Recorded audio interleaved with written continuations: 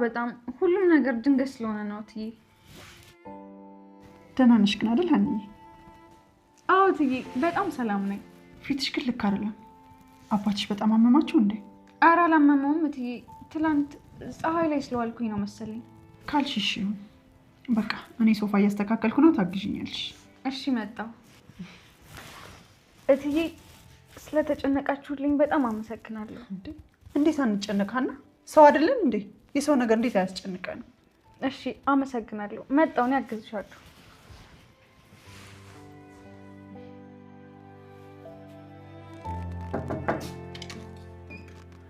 ሰላም አደሩ ፋዘር። እንዴ አሲር ደህና አደርክ? እግዚአብሔር ይመስገን። እንዴት ነው? ፒስ ነው? እግዚአብሔር ይመስገን። ተቀመጥ እስኪ። እንዴት ነው ፋዘር? ይመስገን ደህና ነኝ። ሰሞኑን ግን ምን ነው ጠፍት አልክ? ኧረ አለሁ ፋዘር። ወዴት ሄዳለሁ? አለሁ ትላለህ እንዴ? ኧረ ተው ልጅ፣ የለህም እኮ ስላልፈለጉኝ እንዳይሆን። አንተ እንደሆንክ እግርህ አያዝ። የት ብዬ ልፈልግ? የእውነት ፋዘር መጥፋቴ እንደዚህ አሳስቦት ነበር? አዎ። እንዴት አያሳስበኝ? ልጄ እኮ ነህ። አመሰግናለሁ። የእውነት አመሰግናለሁ። ለምኑ ልጄ? ስለተጨነቁልኝ ነው ማመስገኔ። ምን እያልክ ነው? የምሬን እኮ ነው።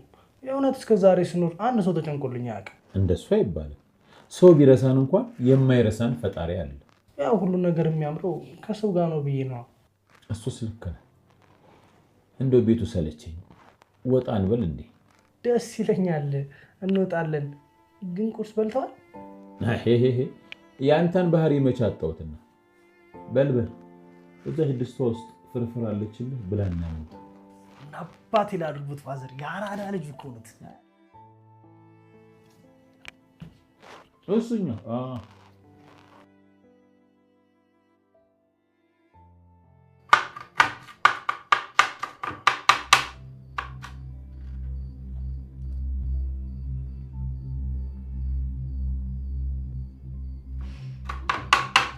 ወይኔ እጄ!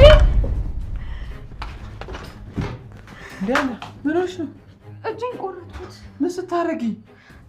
እየከተፍኩኝ ሀሳብ ውስጥ ገባሁኝና ሳላስበው ቆረጥኩት። ወይኔ እየደማ እኮ ነው። ቆይ ፋሻ ነገር ይዤ ልምጣ።